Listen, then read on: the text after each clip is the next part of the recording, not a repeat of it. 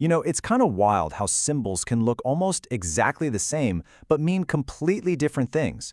That's exactly what we're diving into today. A story of three six-pointed stars that couldn't be more different from each other.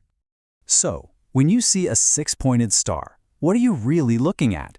Is it some kind of divine vehicle to the heavens? A shield of faith for a whole culture? Or is it a warning sign against false gods? Yeah, it's super easy to get them mixed up. But stick with me, and by the end of this, it's all gonna make perfect sense. All right, let's start pulling at these threads. We're going to kick things off with the most complex one, the Merkaba. And there's a good reason for that. Once you get what makes the Merkaba unique, you'll see just how different the other two really are. Okay, first things first, and this is crucial. The Merkaba is not a flat star. It's 3D. I want you to picture two pyramids, like actual 3D pyramids, one pointing up, one pointing down, and then just merge them together. It's this incredible shape, and it's not just a cool drawing. It's a piece of sacred geometry that comes from both Jewish and Egyptian mystical traditions. And get this, the name itself basically tells you its whole story. If you break it down from ancient Egyptian, Mer is light, Ka is spirit, and Ba is body. Put them together, and you've got this idea of a light, spirit, body vehicle. And then in Hebrew, the word Merkava, it literally means chariot, a vehicle for going up. This slide just nails the key difference. See, the Merkaba, it's a living, breathing 3D form. You're meant to imagine it spinning, moving in all directions. But the 2D star, that's just flat. Two triangles on top of each other, static. That single difference, it changes everything. So what was this chariot for? Well, in Jewish mysticism, it's talked about as the divine vehicle from the prophet Ezekiel's vision, a way to actually travel to other realms. In ancient Egypt, it was seen as the light body, the thing that would carry your soul to the afterlife. And if you look at it through the lens of sacred geometry, it represents a perfect balance, the masculine and feminine energies coming together in harmony. Okay, so you've got that spinning 3D Merkaba on your head, right? Good. Now let's shift gears to our second star, one you've definitely seen before, the Star of David. And trust me, the difference is going to jump right out at you.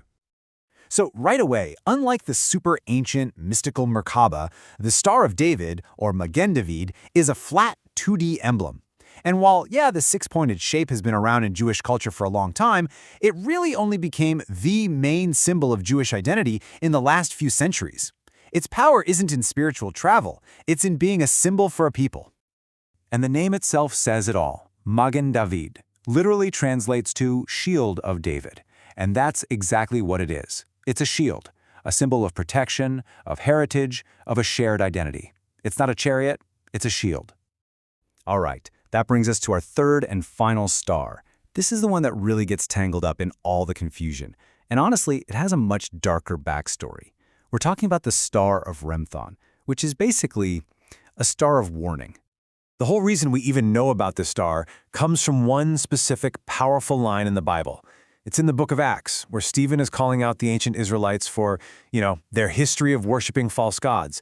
And he specifically points to the star of your god Rephan as something they made to worship. So, who or what was Remphan? Well, the general consensus among scholars is that it was a name for a god connected to the planet Saturn. So the Star of Remphan isn't about faith or mysticism at all. It's a biblical symbol for idolatry, for worshiping planets and false gods. Okay, so we have our three stars, each with its own story. Now let's line them up and really tackle why they get so mixed up and get into the controversies surrounding them. And boom, here it is, all laid out. This is the core of it all, the Merkaba, a 3D spiritual vehicle. The Star of David, a 2D shield of faith. And the Star of Remphan, a 2D warning against idolatry.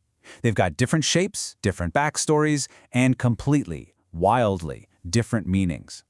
But that's the big question, right? If they're all so different, why on earth do people get them so confused? Why do they get all mashed together, especially when you start diving into more, let's say, esoteric circles? Well, it really starts with the most obvious thing. They just look alike. And that visual similarity is the doorway to all sorts of wild interpretations. You'll see theories linking the Star of David to political agendas, not just faith. The Merkaba gets pulled into ideas about secret knowledge for the elite. And the Star of Remphan? Oh yeah, that one gets tied to all kinds of theories about secret societies and occult stuff. Okay, And I have to be super clear about this.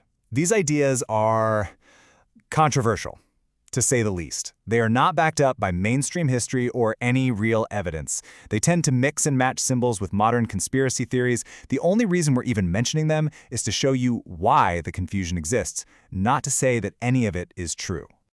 So when you see how easily one simple shape can be twisted and misinterpreted, and how heated those interpretations can get, it really brings us to the big takeaway here.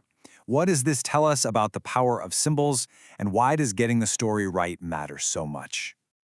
When it all boils down, you just need to remember one number: 3. We're talking about 3 different stars, with 3 totally separate identities. So let's just hammer this home one last time. You've got the Merkaba, the divine chariot, a 3D tool for the spirit. You've got the Star of David, the shield of faith, a 2D emblem for a culture. And you have the Star of Rempan, the Star of Warning, a symbol that points to losing your way. Really, this whole thing just proves that context is everything. A shape is just a shape until you know its story.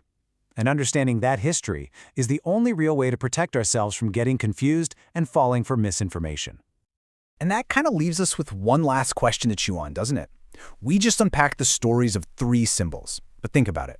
How many other symbols do we see every single day, completely hidden in plain sight, without having a clue about the incredible stories they're telling?